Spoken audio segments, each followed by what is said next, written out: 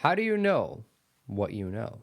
This sounds like a pedantic middle schooler question, but it's actually one of the most important questions that has defined the whole unfolding of modern Western civilization, believe it or not. So I want to welcome you, therefore, to our first episode on the series of epistemology. Epistemology, this is a $10 word, as my mother always says, but it really just means the study of knowledge, the study of knowing, the study of beliefs. Why do you believe what you believe? How do you know that you know something? And all of that sort of thing. And so I want to start this series and this episode by kind of explaining and justifying a little bit why we're doing something that sounds really abstract. And interestingly, when I put up the list of possible topics for the next two show series a few months back on Substack, all of my readers voted, and this was the second highest, most desired topic. The first one was technology and the occult, which we just did two series on. And this was the next one. It was very, very close. And so I was really interested to see that so many people care about this topic because, like I said, it's one of those things that you don't think about and that you actually use all of the time, 24/7. You're you're engaged with it when anytime you second guess yourself, anytime you discuss something with somebody like politics, like religion, scientific claims, historical claims, medical claims. We're kind of in a time where a lot of not pre-modern exactly, but alternative medicine theory is kind of making a comeback because a lot of people are rediscovering folk medicine, things like that. And then you make these claims, well, that doesn't work, it does work. How do you know? How do you know to believe in any of these things? How do you know when something's proven? How do you know when you're certain of something? Do you believe in XYZ thing? And some people will say, whatever it is. And some people will say, oh, no, of course not. That's ridiculous. Folk medicine's fake. That's just witches. And that's very obvious to some people. And then other people are like, no, the medical industry is really corrupt and doesn't actually want to heal you. And that's, again, just obvious to some people. And this is obviously a huge mess when it comes to any kind of religious or political conversation. What's obvious to one person is not obvious to another person. And so what I want to point out to you, so all of this is in the realm of epistemology and deals with basic, what we call epistemic or epistemological beliefs. Don't get thrown off by the long word. It just means the study of knowledge, study of beliefs. So why are we talking about this and why does this matter? Isn't this just kind of a normal thing? And the answer is yes, but modern people are kind of weird about this topic, not as a topic of philosophy, but just in the way that we go about having these discussions. Like I said, for some people, something is obviously wrong, and for other people, it's obviously right, and yet both of these people are supposedly from the same culture. I want to highlight something very specific that I think you're all very familiar with, especially after COVID and in our times of great political and cultural unrest when we try to discuss any topic at all. And I notice that a few weird things tend to come up when we have these conversations. One is that we tend to be very rationalist, and we tend to say, like, where's your proof? Where's your reason? And you need to believe in science and don't be unscientific. And being anti-science is a slur. All these kinds of things. This is how we talk about it. And yet, at the same time that we do all of that, you think, oh, this is a very scientific, rationalist society. Yet at the same time, we're also really weirdly skeptical. We think that there's no such thing as certainty a lot of the time. We're very certain about the things we believe, but then we're also just skeptical about basically everything. People, you notice this, modern people have this weird aversion to this idea of certainty. It's considered sort of overbold or naive to claim that you have certainty about some kind of a topic. That seems a little contradictory with this attachment to rationalism, to science, and all this kind of stuff. We're also really skeptical at the same time. That's really weird. We're very skeptical, in fact. But then again, we fetishize this idea of quote unquote scientific knowledge and especially technological progress. We spent a long time talking about that last series. And then when we do talk about science, we talk about it in these kind of weird religious terms. We say things like science knows and trust science, like science is an entity or something. When, if you remember your grade school science, science is defined as a method, the method of the scientific method, which is called empiricism. We'll talk about that a little later. So it's very strange. We say you can only believe what you can prove with the scientific method or what you can prove with reason. You have to be able to prove it. And yet, like 90% of what you know and of what people know, you didn't learn on the basis of empiricism, meaning the scientific method. You learned it because people in authority told you so. Like, do you personally know that water is H2O, is hydrogen, 1 part hydrogen, 2 parts oxygen? Do you know that? How do you know that? Well, you know that probably. Most everyone listening to this knows this because you were told it. Do you know that, the sun is 1 million times the size of the earth, or that there are a certain number of planets, or that, the acceleration of gravity is such and such a rate? How do you know that? You know that because someone told you. So actually, you don't know it because of science. You personally know it because of authority, because you believed somebody who said, this is how it is. Now, that person who told you this said, well, other people figured it out with science. But the bottom line is that for you in your life right now, you don't know it because of science, not directly.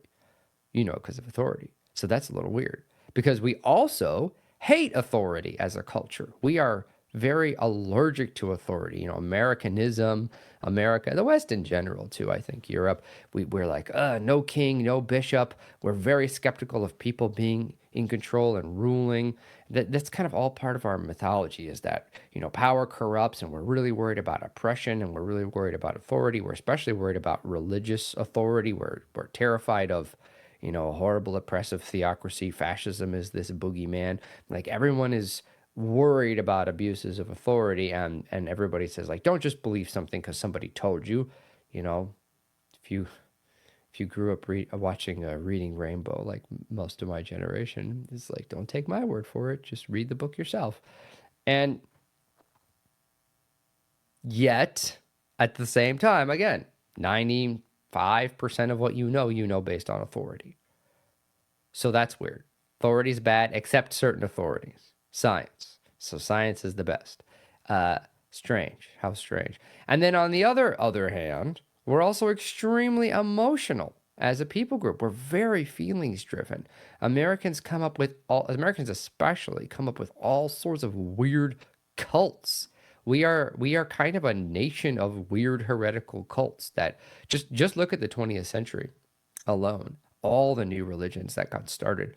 And Pentecostalism is very kind of American belief. I know it's in a lot of other places in the world, but Americans are drawn to, a certain subsection of Americans are drawn to this weird, highly emotionalized religion. And we come up with very strange cults. I don't want to single anyone out in particular, but I'm sure you can think of some. And some of them are just make very strange claims. Now, you can say, as many people do, okay, well, those people are, quote unquote, just stupid. That doesn't really answer the question, though, even if it's true, which I don't think it is. But even if it is true, that doesn't really answer the question, because it doesn't explain the cultural situation. Meaning, how is it that you have a single culture that is both highly rationalistic and obsessed with science and empiricism and rationalism and proof and evidence and all this kind of stuff, and is very, very skeptical to anything that doesn't fit that criteria? And at the same time, you have a culture that also produces highly emotionalized religious movements and just a highly emotionalized culture in general. People say, they have these feelings about stuff. Well, it's like, I'm just not feeling it. We talk about vibes. Vibes are a feeling. We use the phrase "I feel" when what we mean is "I think."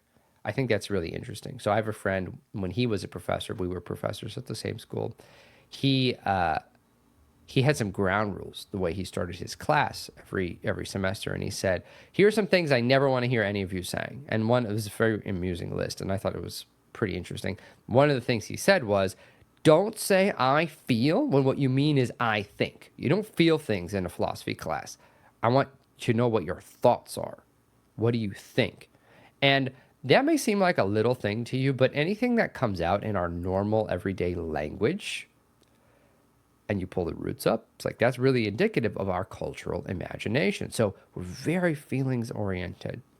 We're very subjective. We're very, you watch a movie with somebody and you're like, what did you think of the movie? If you're a movie buff, you like analyzing movies. I love doing this. We just watched Citizen Kane. My wife and I went on and on and on about all the different directing and camera angles and whatever. So we're like movie snobs. But then I talked to somebody else and it's like, what did you think? They're like, well, I didn't like the movie. It's like, well, why? I'm ready to hear your critique. And it's like, well, it made me feel bad or something. And there's not a lot that goes beyond that. So highly rationalistic and highly emotional. And then also we have this cultural rhetoric around how we hate and fear authority, but then basically we're very, very ready to bow down before this weird authority structure called science, with all these priests in white robes, lab coats. Whenever they tell us something, science says. So that's, and I'm not taking a side on any of this stuff at this time. I just want to point out to you that these are a bunch of weird contradictions. Authority, anti-authority, highly rational, highly emotional. So we're both highly skeptical of everything, you might put it this way, and we're highly credulous. Credulous means you believe, you're predisposed to believing something. Credibility, same word. Now, one of these, and I want to just say a little thing before I move on, which is this idea that we want to be highly skeptical, I think, is very indicative of our modern culture, not just America, but the whole Western modern world. And you notice that there's this weird thing going on with doubt that we have. We have this weird relationship to doubt where we think that everything that comes up has to be maximally scrutinized. We have to be super skeptical about every claim that anybody makes all the time.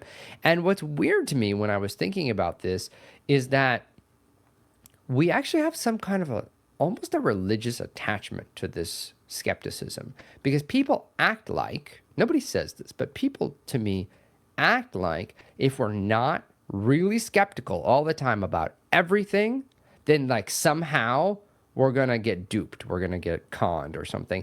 But much worse than that. It's like if we don't stay radically skeptical and vigilant about getting lied to or tricked, then somehow the world is going to end. There's this sense that's what I mean by a religious sense, that if you are not super skeptical, something really bad is going to happen to you. You're going to get taken advantage of. The whole culture is going to get taken advantage of. That's actually a really specific belief. And we're going to explore where that came from, along with all these other things. So the bottom line of all this, I would say, is that when you think about all this phenomenon, Americans and Westerners and modern people, we have a very neurotic relationship to truth and certainty, and a very neurotic and weird relationship between authority and something like to authority and tradition versus the individual. We don't know how to reconcile any of these things. Now, I think all that's weird. That says, that kind of is a telltale that there's some deeper roots going on here. There's some weird cultural story as to why we have such a strange relationship. Now, you might not be convinced so far that this is weird, but what if I told you that modern Western culture is kind of the only culture in history to have this very specific, highly neurotic relationship to knowledge, to thinking about truths and beliefs? And further, I think that our highly neurotic approach to epistemology, which is what we're talking about, I think that's one of the most defining features of what it means to be a modern person. It's a hyper distinctive feature of modernity in general, in contrast to previous eras. Because we've talked a lot about on the show about there's ancient, medieval, and modern. There's all these different eras. Or you could do the Faustian age starting in, whatever, the way Spengler talks about it. We talked about that on last series. Like, you classify all these different eras in history by what? By the ruling kind of ideas, by the imaginative space that people use to engage the world. How do you think about the world that you live in? And one of the most distinctive features of the way that modern people talk about their world is that they have this really weirdly specific neurotic relationship to knowledge. And human history has not always been like that. Even the West has not always been like this.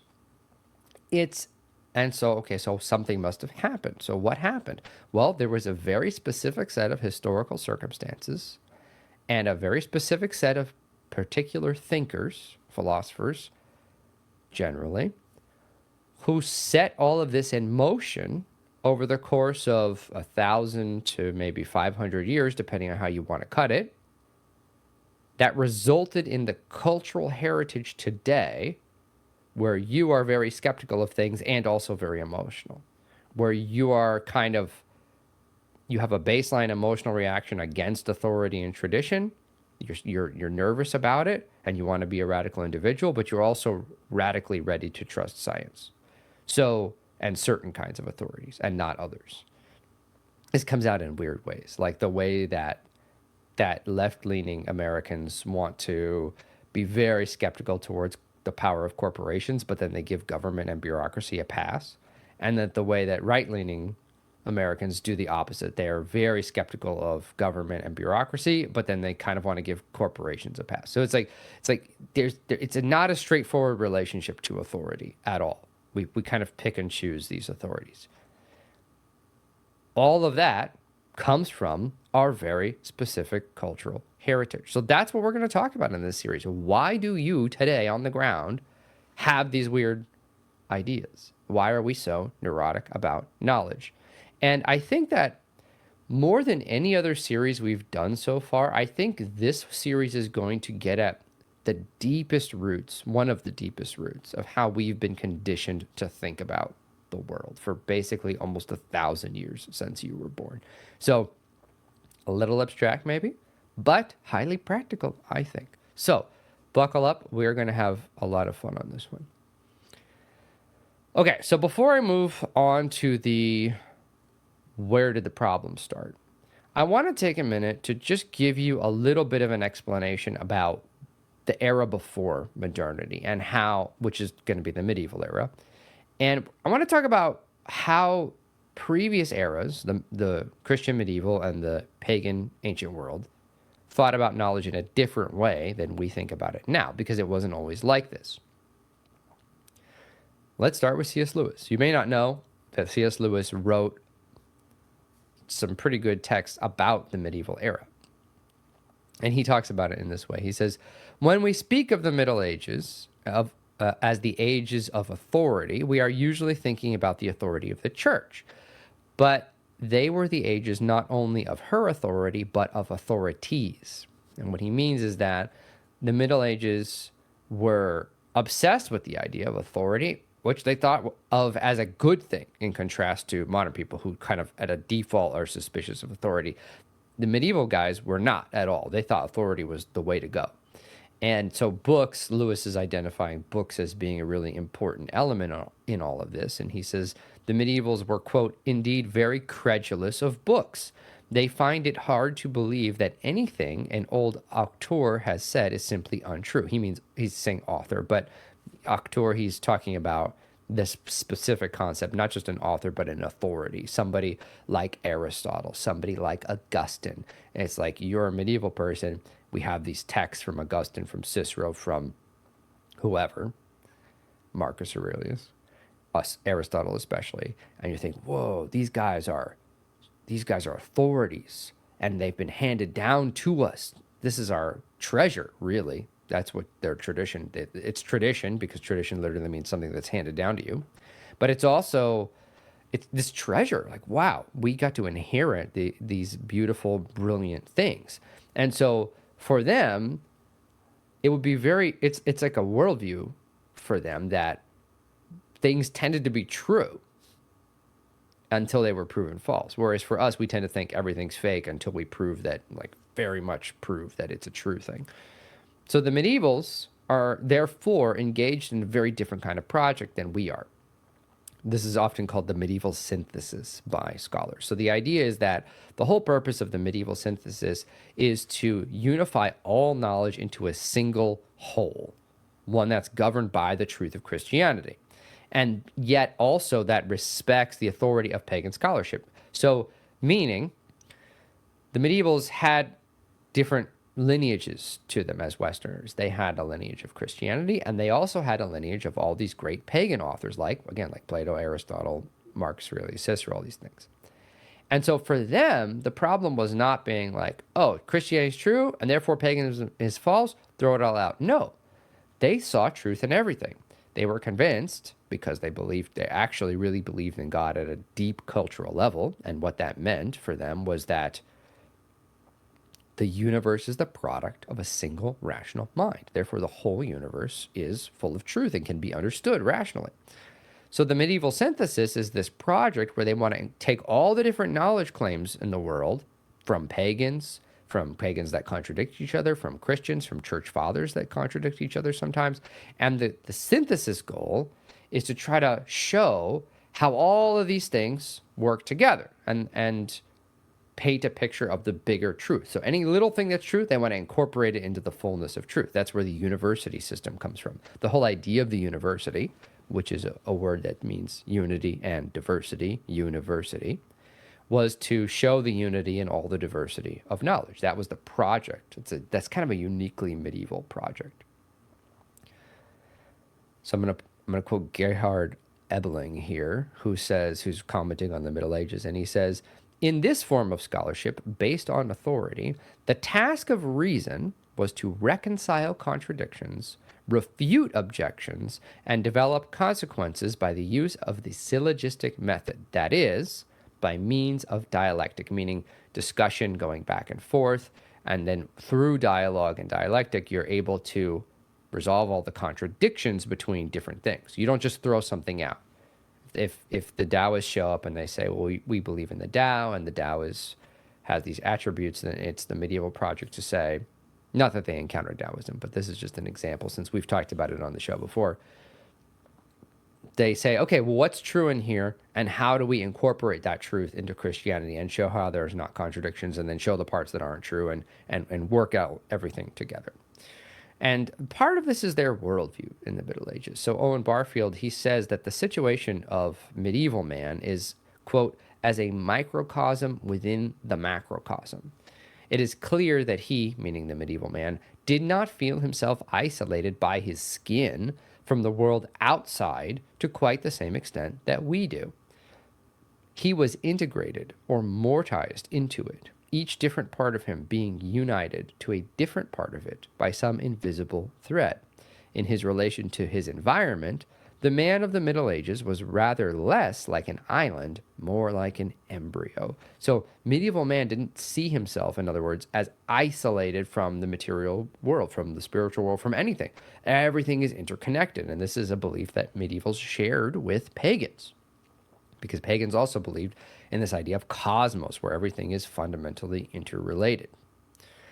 So that's kind of setting the stage for what was going on. And we could talk a lot more about how the medievals and the ancients thought about epistemology in the ancient world, but for them, it wasn't really a big deal. There wasn't a field of epistemology for them the way there is for us now, because they kind of just saw us as the human, as fundamentally related to the world, and everything was kind of true.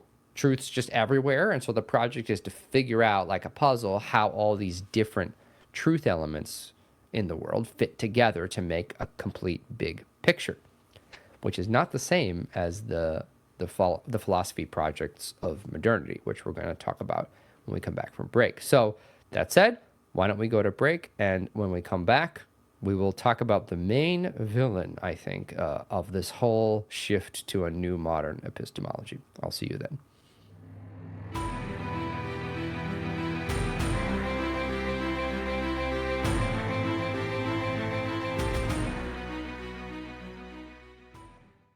How do you explain the sacraments? It's easy to say they're mysteries that we have to take on faith or on the authority of tradition, but that is not how the early Christians understood them.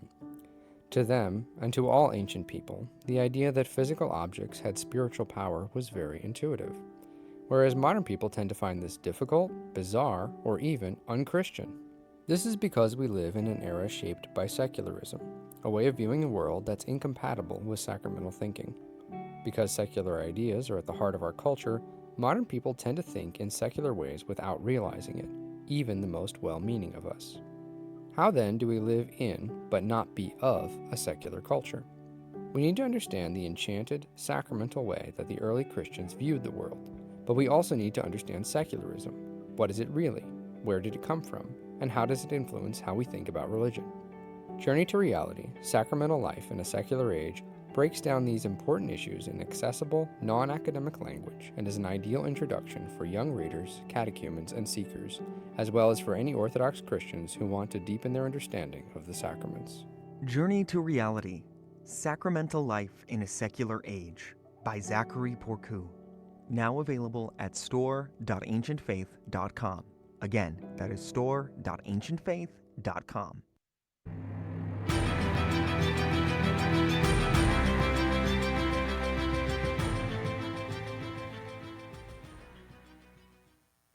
So if the ancient and medieval world were so credulous of everything, if they believed things, generally speaking, what happened in modernity? And that's what we're going to answer throughout the whole rest of this series. And today we're going to start with somebody who is very important in all of this, who's kind of the central figure, even though chronologically he's not the first figure. The stage is set for him by things that happened previously, which we're going to talk about next week, the little known things. But I think it's apropos that we begin with René Descartes, because he is kind of the poster child for this whole problem of epistemology. And he's like the number one person who, in a kind of explicit way, has influenced modern epistemology and really why you are so skeptical, why we're all so skeptical as a culture. And so I want to give you a rundown of his ideas and how they were influential. So very simple. And actually, if you want to read his Meditations on First Philosophy and kind of, lose your mind slightly, they're actually really well written. Even in translation, they come out very well, unlike a lot of these highly esoteric philosophers like Kant, who's basically unreadable. I mean, I know people read him, but why? So Descartes' great. He's a great writer. But, if you're the kind of person who wants to get into the primary sources, blah, blah, blah, blah. What's the deal with Descartes? If you know this name, you probably associate it with the phrase, I think, therefore I am. And what does that mean exactly? We're going to get into it. So the text in question, so real quick. So Descartes is born in 1556, if that gives you an idea of what's going on. So we kind of got Reformation stuff is in the water. Let's see, when is Luther? Luther is... I had it in my notes somewhere. Luther's right around here. So all the Reformation stuff is in the water. There's a lot of weird late medieval problems that are arising, such as the problem of skepticism. So there's a lot of people being skeptical about things now. And Descartes writes this text, Meditations on First Philosophy, in which he's trying to, on paper, deal with skepticism and trying to refute the claims of people who are skeptics about all kinds of knowledge things. Now, is that really what he's trying to do? Some have said no. Some have said, I had professors who said, like, nah, he's a villain and he knows what he's doing. That's not clear from the text, but, you decide. So here's a quote from Anthony Kenny, who wrote the, the History of Western Philosophy texts series, good series. He says, in his Meditations, Descartes set himself the task of liberating philosophy from the threat of skepticism that had developed in the preceding century, in the 1400s. So, and the 1500s, really. So that's his goal. Now, how does he do this? So he decides that he's going to engage skepticism on its own terms by just doubling down on skepticism and being radically skeptical. So he decides that he's going to doubt everything that can possibly be doubted. If there's any slight possibility, that something might not be the case, he's just going to say, well, then we just throw it all out. And then we're going to do this kind of purging method to figure out what we can't possibly doubt, what's impossible to doubt from a logical perspective. So this means, of course, that almost immediately he gives up on the whole idea of the external world, because he could be dreaming, he could be hallucinating, he could be deceived by an evil deceiver. This is what he ends up saying. He's like, all right, well, let's just imagine that there's this evil deceiver, like a demon, who's got me trapped in a lie or a dream or something, and that therefore nothing I perceive with my senses is trustworthy. Excuse me. Can't even trust myself not to sneeze on the air.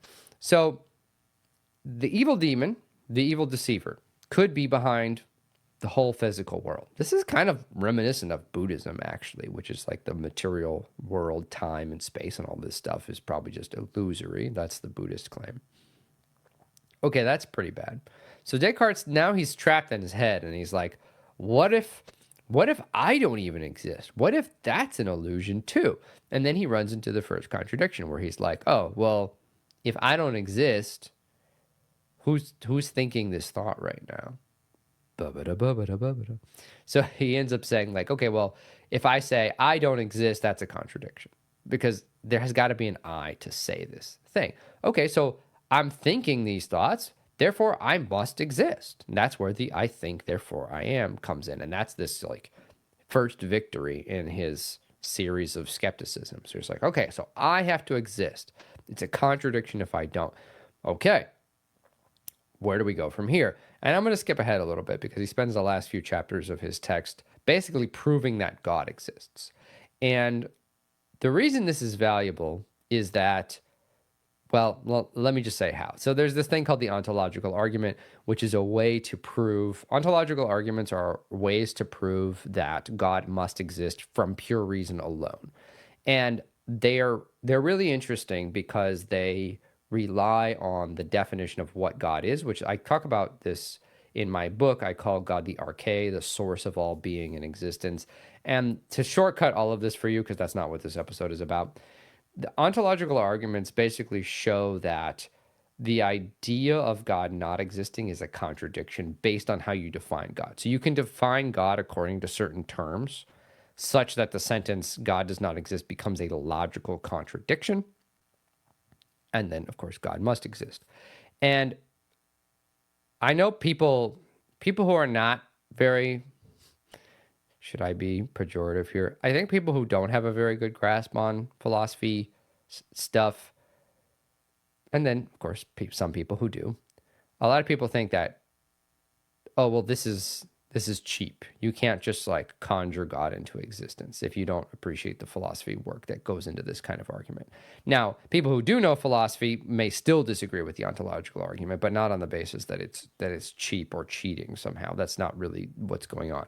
It's actually quite a profound argument. And I think these arguments tend to work.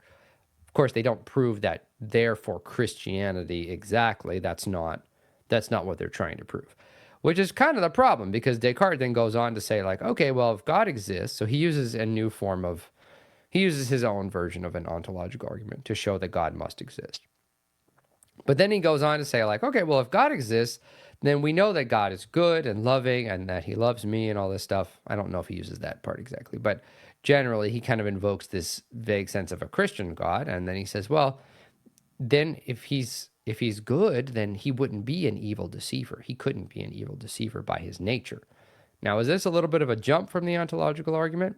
Probably, because like I said, I think the ontological arguments of various kinds do show that there has to be some kind of an arche, a first mover, an uncaused cause. Those are kind of just philosophical necessities that I don't really think you can argue with those things, like just based on the whole history of philosophy. But the skeptic's best counter-argument is that, well, that doesn't prove this particular or any particular conception of God. I think that's true too. So he makes a little bit of a jump here. Anyway, if this part's too technical, don't worry about it. I'm giving a nod to the philosophy bros out there.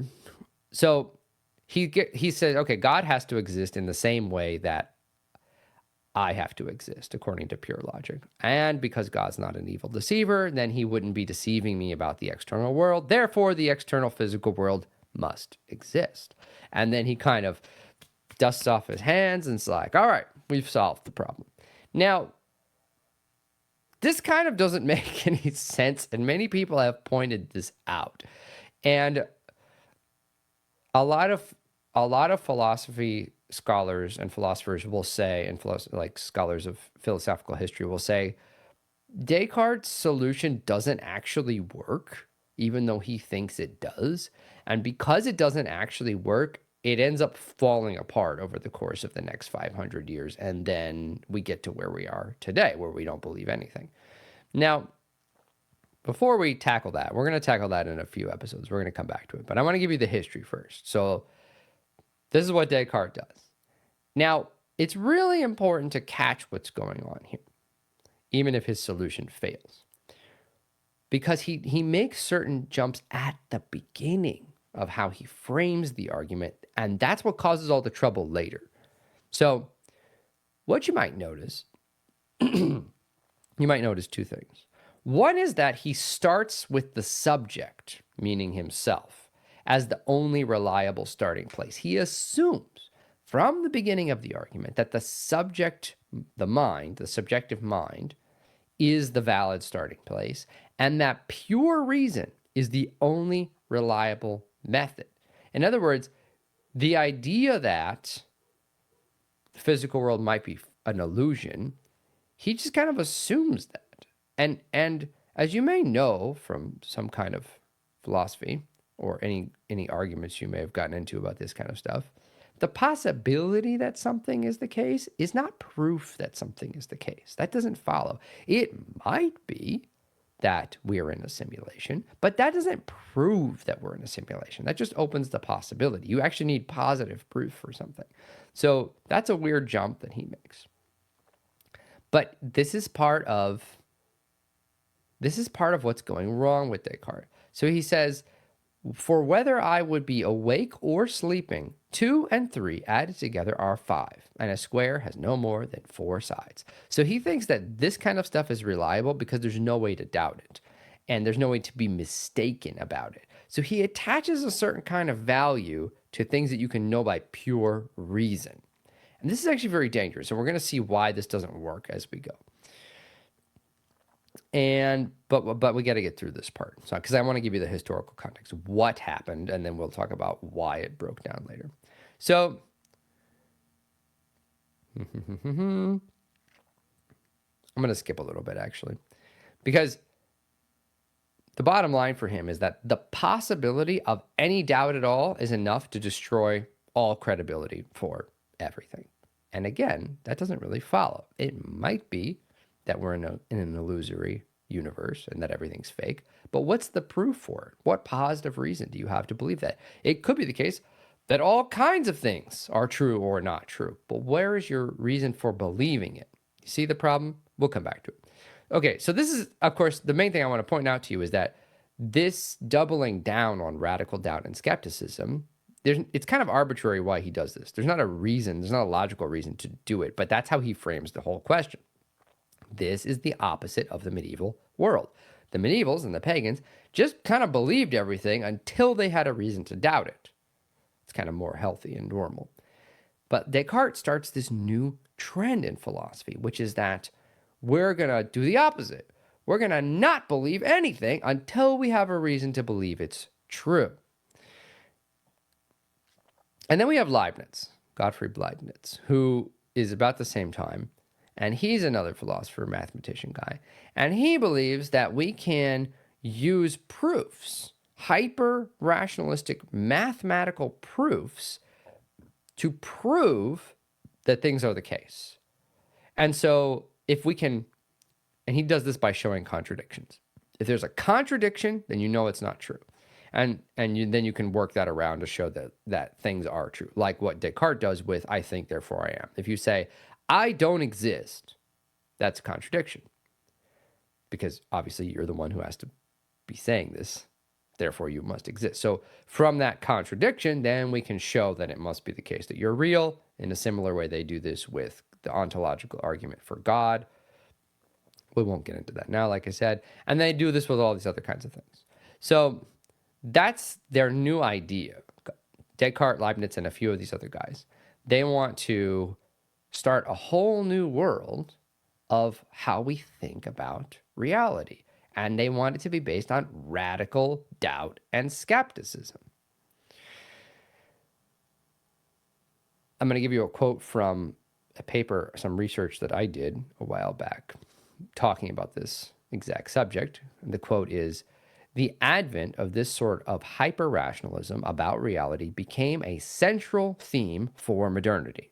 If pure reason was to be autonomous and sovereign, so pure reason, then it needed to be developed with an extreme rigor, capable of testing and validating any and all truth claims. This notion that all our previous ideas needed to be thrust aside and subjected to the extreme scrutiny of reason, carried out in Leibniz and continuing into late modernity, found its most paradigmatic expression in Descartes' earlier methodology." That's a lot of words. I was, writing for an academic audience. But what I'm saying here is that this is a new method, and part of this method is that all our previous ideas need to be thrown in the trash, and we need to start everything over from scratch. Because, and this is the huge shift for the modern people, they no longer trust authorities in the same way that the medievals did. They no longer trust truth in the same way that medievals did. They no longer trust reality. So the fact that you're seeing something, they're like, prove it by pure reason. This leads to what you would call rationalism.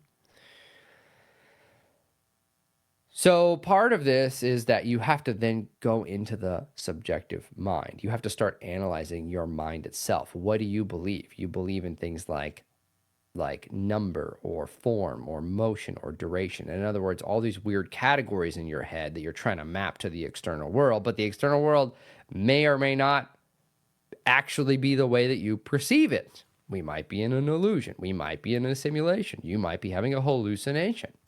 And this is a really big difference, again, with the pagans and the medieval Christians, because they viewed the world as having a direct connection to the mind. Like, this is why our last quote was talking about how the medieval man felt himself related to the world as he was like an embryo inside this womb of reality, meaning he's intrinsically connected to it and part of it. And if you believe that you and your mind and your body and everything are just intrinsically a part of the world, you're an embryo inside the womb of reality, then there's not really a reason to think that there could be some kind of a radical illusion or doubt. This is what happens when you... So then this changes, in other words, with Descartes and with Leibniz and all these guys. Now, somehow, we're going to review everything with radical skepticism. And what that means two things. That means you're changing how you view your relation to the world, yourself as the subject to the relationship to the world. You're not an embryo embedded in the world. You're not part of reality. You are a disembodied mind, separate from reality, trying to understand if what you're perceiving is actually true, quote unquote. Do you see the shift here? That's actually quite a very different thing. And the second thing is, therefore, this is subtle, try to catch this. Therefore, if that's the situation, your inquiry with rationalism or science or whatever your method is not really about trying to perceive the world or reality. It's about looking at your own mind and trying to figure out how your mind perceives reality. Like, in other words, the question isn't, what is the world made of? The question is, how do I perceive the world? And is my perception correct or not? And is my perception deceived? And blah, blah, blah, blah, like all these skeptical questions. Am I being deceived by an evil deceiver? Am I having a hallucination? So, therefore, to bridge all of this, what you need is a method. That becomes the whole kind of central issue with the modern era. They become obsessed with method. So let me kind of try to summarize this again, because I'm worried that this is a little abstract. medieval and pagan people, ancients and medievals, did not really believe that the relationship between the mind and the world was problematic. They like, oh, I see a tree, there's a tree. So let's go study the tree now. They didn't think that there was an inherent problem with the perception. Whereas the modern person, because of Descartes, is defined by this problem. Like, oh, I'm perceiving a tree. Is my perception real? Then you start studying your perception. You're not really studying the tree in that case. So what does this mean? This means that you're moving away from interacting with reality as it is, and you're starting to focus on the mind as the source of certainty. There's a gap, in other words, between your perceiving mind and reality as it is. We don't know if we're really seeing reality as it is. And the way you bridge this gap is with a method. That's why they all become obsessed with methods, with logical methods, with scientific methods. That becomes the whole fixation of the rest of the modern period. Do we have the right method for bridging the gap between the mind and the world, so that we know somehow that we are certainly perceiving the world as it really is, instead of being deceived by some kind of illusion. Now, there are a lot of problems with this. And again, you may be sensing some of them already. Mostly logical problems like question banking. And we're going to come back to that because I think this is a lot. But I want you to appreciate the historic situation, that this became a huge shift in how all people after Descartes, Westerners, started trying to think about how to tackle the world, because the problem got reframed. And you might think that some of this is crazy, and you might already be seeing some of the problems with it. But because of the scientific revolution, it all kind of got accepted that, like, oh yeah, this is a valid way to approach the world. Because at the same time they're doing these kind of, the scientific revolution is starting to take off. They're inventing new kinds of math, because these guys were all polymaths, Renaissance, blah, blah, blah, and the Enlightenment is just around the corner. So all of these things together, because they start adding this kind of radical skepticism to everything, kind of kicks off a whole bunch of technological advancement. And that technological advancement is seen as kind of validating this new method. So here's a quote from Louis Dupré, who is a scholar that I was reading about this exact topic. And he says the validity of this approach to skepticism about knowledge, seemed confirmed by the success of the mathematical method in the scientific revolution of the 17th century. The new trust in the power of human reason was to inspire the culture of the Enlightenment, the second wave of modernity. So he views the first wave of modernity as Descartes and Leibniz and all these guys. And we're going to talk about this next week, actually, Martin Luther. Then the second wave of modernity is the Enlightenment. So the Enlightenment guys, which we're going to talk about in 2 weeks, they pick all of this up and they run with this ball all the way to today, basically. Because the idea is like, oh, all this skepticism, so what are we going to do? We have to invent all these methods to figure out the world. And all of those methods actually yield a bunch of scientific and technological advancements. So therefore, look at all these great scientific advancements. Therefore, this method must be right, because we did things that ancient people didn't. We started thinking in a way that ancient people and medieval people didn't, and then we produced things that ancient and medieval people didn't. Therefore, that sort of validates the method. And when you talk to people about this stuff, I notice this all the time. People are always using technological progress as this kind of proof that demonstrates and validates the way modern people are so skeptical. So it's like, oh, well, we made all these inventions. We conquered the world. We built all these civilizations that are rich and powerful, and we made the atom bomb and blah, blah, blah, blah. And we have iPhones. And it's like, see, therefore, the scientific method is the most true. And it's valid, because otherwise we wouldn't have produced all of these things. Now, I want to hit you with some logical housekeeping here, because this kind of what you might call historical bias is so common among modern people. It's very, very common, and it's kind of deeply embedded in our imagination. Well, obviously we're a superior culture in every way because we produce superior things.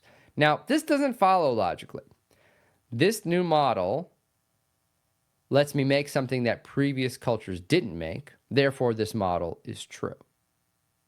Meaning model for the universe. Like, how do we imagine reality?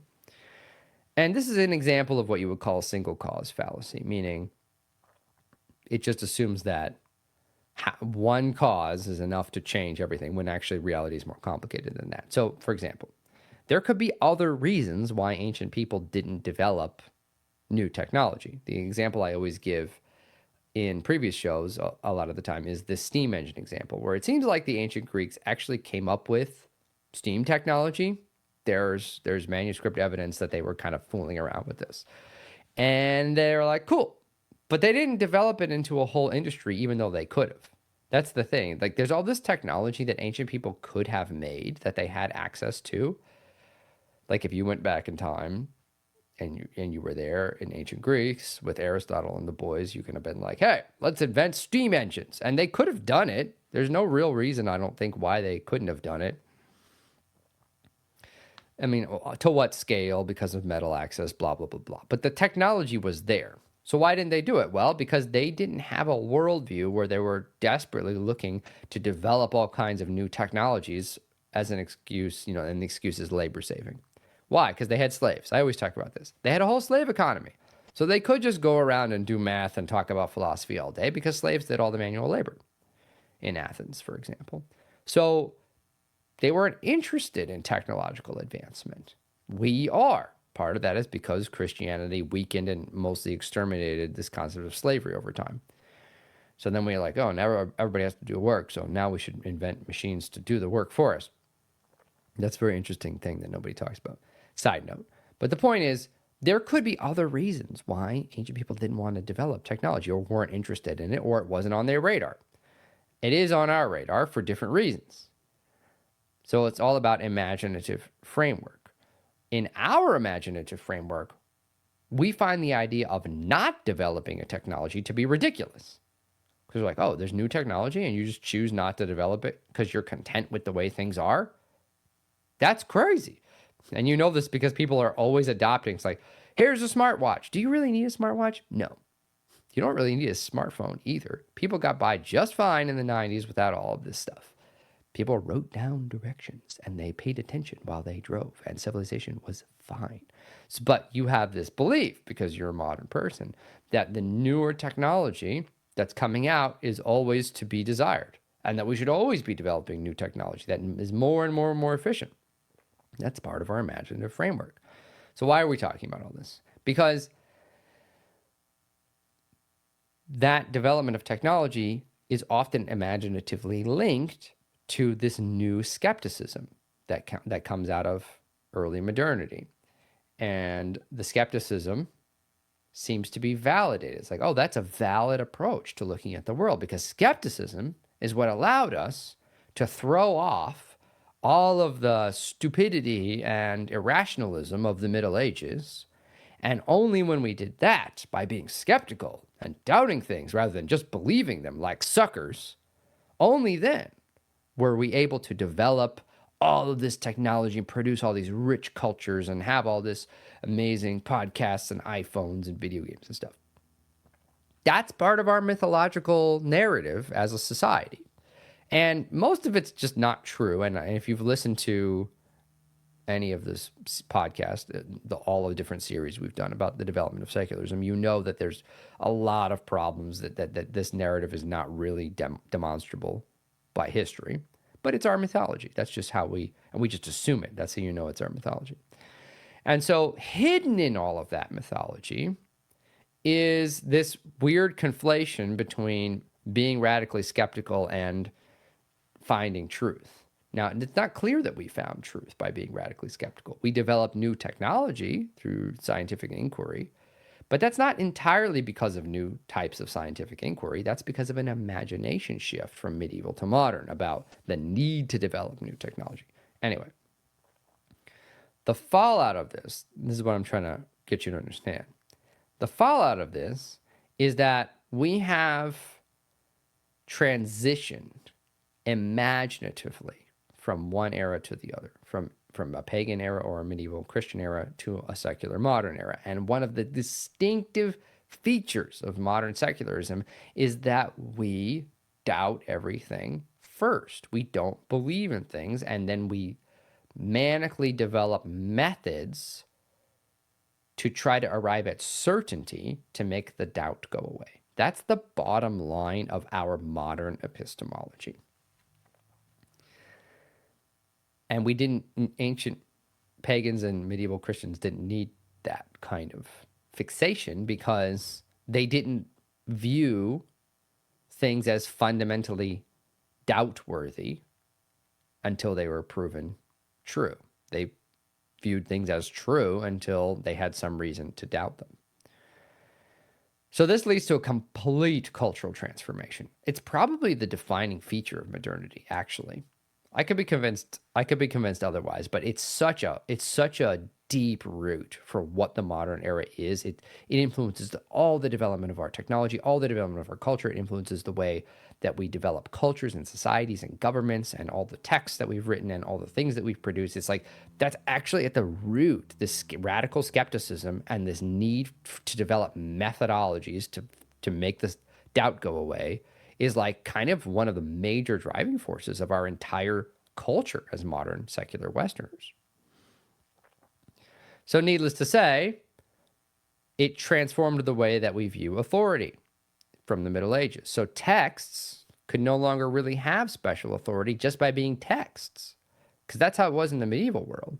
You know, in the medieval world, philosophers, saints, church fathers of any religion were seen as authoritative because those persons had a greater sense of experience to them, greater insights into the nature of reality or higher holiness that allowed them to perceive reality as it really is through prayer and fasting and all these things. So the human person was really the medium of knowledge, not an abstracted method, persons. That's why ancients and medievals didn't find authority to be problematic. They found authority to just be the way that you know stuff, because persons are the medium of knowledge, not abstracted methods. But of course, all this changes. And this explains why once modernity comes along and engages in radical skepticism, they have no reason to believe in authorities. So personal authorities like saints or scholars or philosophers, it's like, well, just because it's that guy, why is he special? And of course, institutions like the church, it's like, no, like that's not valid. None of that's valid on modernity because we're radically skeptical and because we're radically individualist, and those things are related. And we'll come back to that. So one way to underline all this is that the ancient or medieval conception of truth is based on persons and therefore authorities, whereas the modern one is not based on persons. It's based on abstractions about doubt and certainty. And so the emphasis is on method. We have to create a method that will fix the knowledge problem. So what's the result? The individual human subject is the starting point for knowledge, whereas in the ancient or medieval world, it was the community that had knowledge as a whole. And then that individual is armed with this proper method. If you're an individual first, then you have to be armed with a proper method, and then only then can you correctly understand the truth of reality. And all other approaches to truth are inherently suspect. If you have an authority approach to truth, then you're probably just using that to kind of control people. We're going to see that with Marxism much later. And if let's say you have a faith-based approach to truth, well, that just must mean that you want to turn your brain off and be stupid. And we're going to see that in a couple of weeks too. Like they were extremely contemptuous. We're going to see this when we talk about the Enlightenment guys. They were extremely contemptuous of ancient and medieval approaches to things. They thought that medieval people were stupid and superstitious. That's why they called it the Dark Ages. And they're very blunt about it. We'll look at some quotes in a couple episodes. So it's not a neutral, unfolding, gradual, inevitable progress of reason and technology. That's how it's sold to you in grade school. That's not, these guys were mad and they were ready to just burn all of the previous things as being worthless because they're going to invent a new method that's going to solve all the world's problems. And eventually, you know where this story goes. This leads to the Enlightenment, which ironically leads to subjectivity and relativism. And then it leads to today, which is the total breakdown of meaning and shared cultural values. And this is what everyone's stressed out about right now because, especially, I'm in America, half the population not just disagrees with the other half, but like radically disagrees with the other half. I mean, one president gets elected and 50% of the population is enraged. I mean, it's a weird situation, actually. It doesn't sound like we have a single monoculture. We do and we don't. That's another story. So the point of that, though, is that we don't have a really very strong set of shared values. And then even within the 50% that sort of votes the same way, everybody disagrees about everything. And we don't have any way to sort this out. We can't appeal to authorities. We disagree on which methods to use. We don't know what to do. And the culture is breaking down. That's why everybody's lonely and isolated and no one knows how to talk to each other.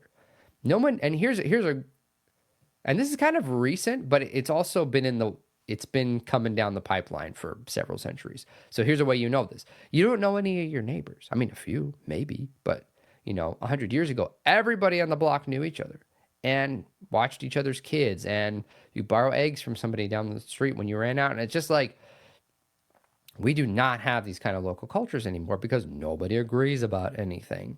And no one, not only that, but people don't know how to agree about things because everything has broken down because of this legacy of radical skepticism.